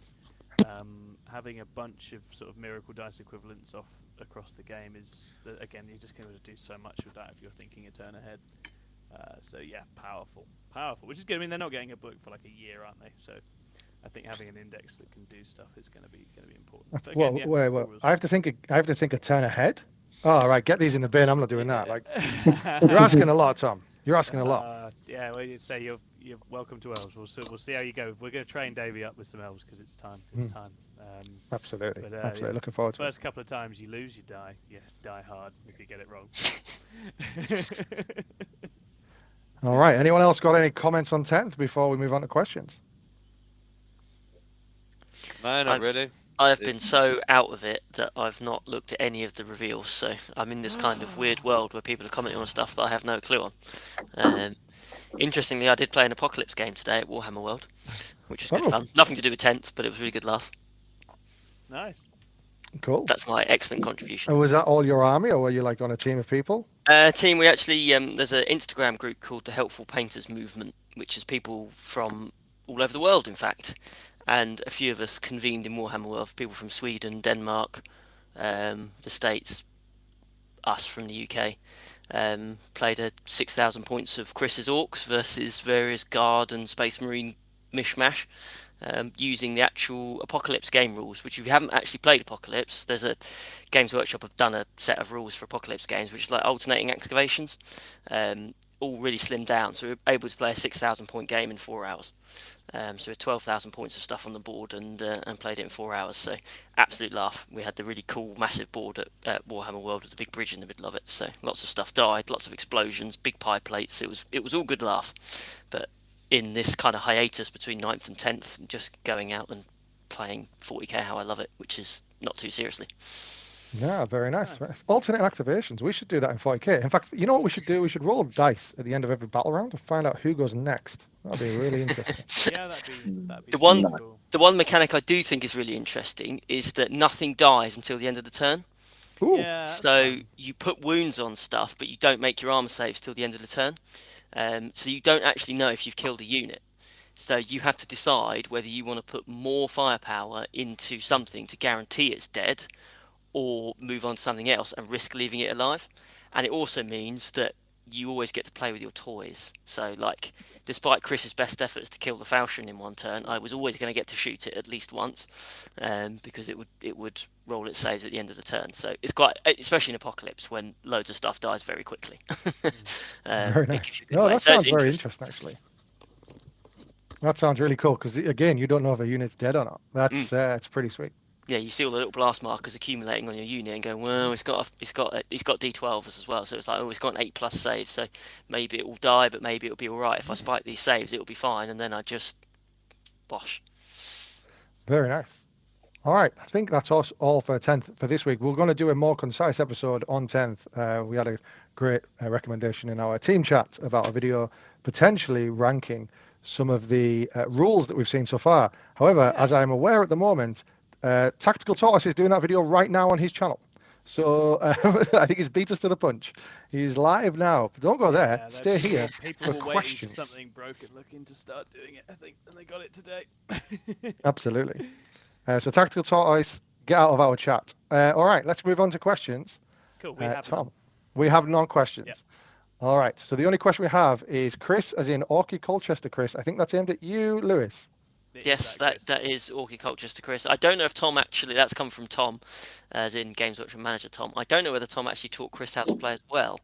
I think Tom had a period at Colchester Games Workshop as well. So, but yes, that is the very same. He's got a very good war, which I was actually Harry. Aaron, please. Yeah, Harry did a good war at the weekend, but Aaron did not do any decent wars. So, hence why I didn't get a podium. Scrivo's coming in with a considerate opponent. Yeah, this will be good. I tried to get him to do a war, but he wouldn't do 0 it. for Waz. Yes, I'm not sure that Tom, there's near our table would have enjoyed a war on Sunday I would morning. not. This I wouldn't was have been I fun. was honestly thinking I was just going to be sick in a bin on the way in Sunday morning. But my mood perked up when I got to flay some guardsmen instead of running into Chaos Knights. So that helped. That helped I'm get sure me through. everyone who listens to this podcast absolutely loves Tom because, and we all do. We think he's amazing. But Tom is the only person I've ever met with a hangover who literally, like most people, just stare at the ground or just wish they were dead.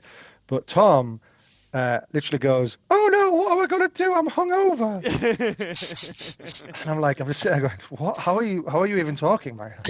Very impressive. It's Such a not good person. fun. I don't enjoy it, but I do give you a good running commentary. Hot take by a question Scrivo in the here. chat. Wiring is poor sportsmanship. Big fan of that. And then let's go to Scrivo's question. Which army are you each going to do for a new army, new edition thing? All right, let's go Lewis first because I'm interested to see what Lewis says here. So, interestingly enough, I am going to be getting the starter set. And just to confirm, Tom Bolton did also teach Chris how to play 40k. So, for all the rules he got wrong during the any judging he had to do at the weekend, you can blame Tom. Yeah, I think I am going to get the starter set. And although I already have 10,000 points of Tyranids, I am probably going to do some more Tyranids. So it's not really a new army, but I actually painted those Tyranids about 10 years ago, so they look crap compared to what I know I can do now. So I would like to do a new Tyranid army painted in a way where my skill was improved as a painter. I'd quite like to start again with that. I do need to get my Imperial Fists up to 2,000 points, which I'm hoping the other half of the starter set will do. That'll bump that up to 2,000 points so I can play Imperial Fists until the Tyranids are ready. So it'll probably be a combination of using the starter set Tyranids, definitely repainting the Bio-Titan, putting that into a new colour scheme, and then probably the Tervigon and whatever else I think looks cool from my existing Tyranid collection. So you're telling me Tyranids are so bad in this edition that you decided to play Falchion with Imperial Fist instead? Well, so I was supposed to go to the first Peterborough GT, but I ended up getting really, really ill the night before, so I didn't make it. And the list I had was 100 Gaunts, 60 Hormagaunts, a Tervigon, and a Bio-Titan. Oh, nice. I think your body saved you a bullet there, really. Yeah, I probably did. God, if you weren't ill afterwards, you were ill before, right? Like, I would be very interested in your bug watches, Davey, if you've seen any lists that have the Bio-Titan in them doing well, because Yeah. actually fundamentally I think it's quite good because it can fly, and Yeah, with there was Onslaught one. you can move it 24 inches a turn and then charge it. Yeah, so there's one bit of jank that you can do. I'm not sure if you can give it the. I think you can. You can give it a 6-inch heroic intervention, Okay. and it's obviously enormous. Yeah. So what you do is you just sit it in the middle of the board, and if they don't kill it, it gets into combat with something. Yeah. But yeah, that's the only thing. All right. Those bio cannons are amazing. 16 shots at flat damage 3 or 4, whatever they are, AP -4. It's like Man, it's just normal shit nowadays, right? 16 shots is quite a lot. Franco, what are you planning for next edition? I don't think there's any point asking me this question, is it? Like, we all know the answer. I'm not going to be playing in the army. Yeah, Tau, obviously.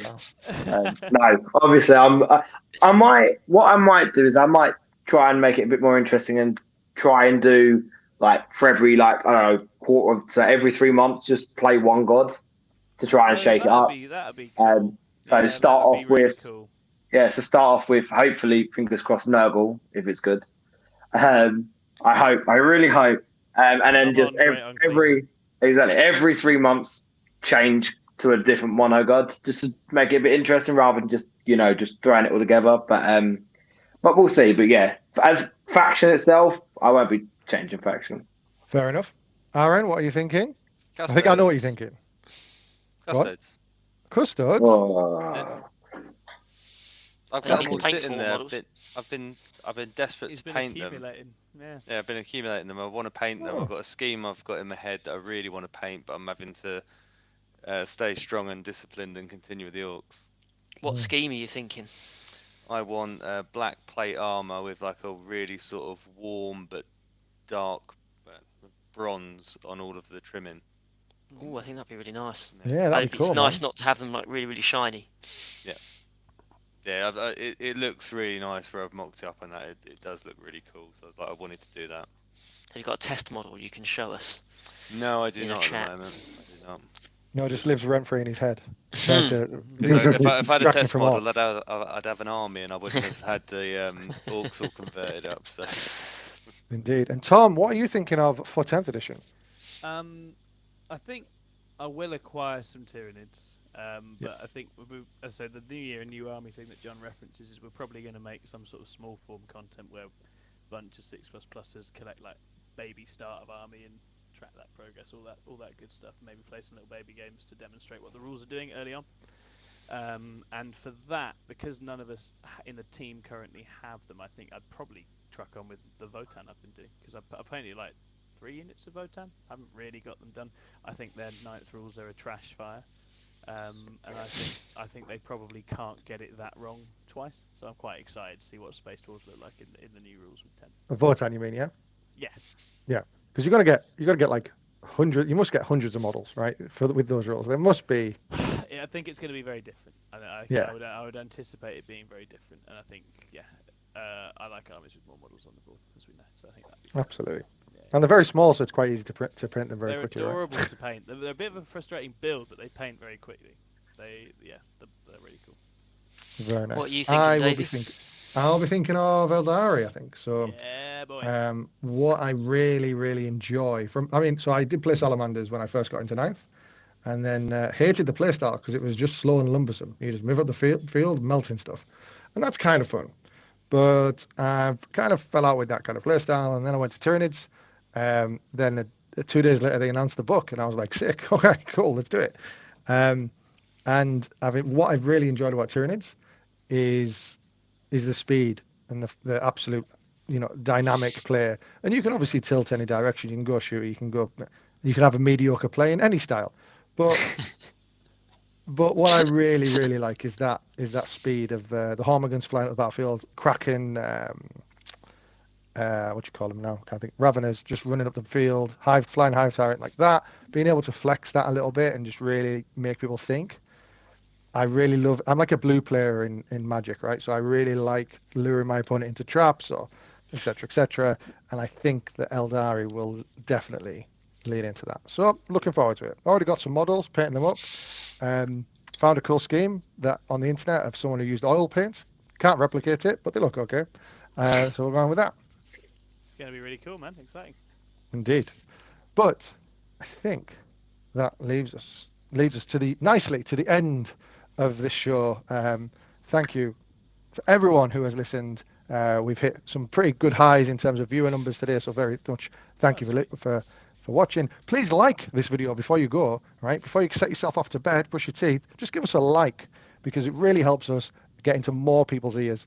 And also subscribe to 6++, as Tom mentioned earlier. We're going to have some sick content coming up. So for 10th. Yeah, we're going to go big in 10th, guys. Until then, we're just taking it pretty easy breezy on here with all you little people. It's pretty good, pretty fun. Indeed. So thank you very much for listening. I've been Val Hesselfinger, and I will catch you all next time. Bye.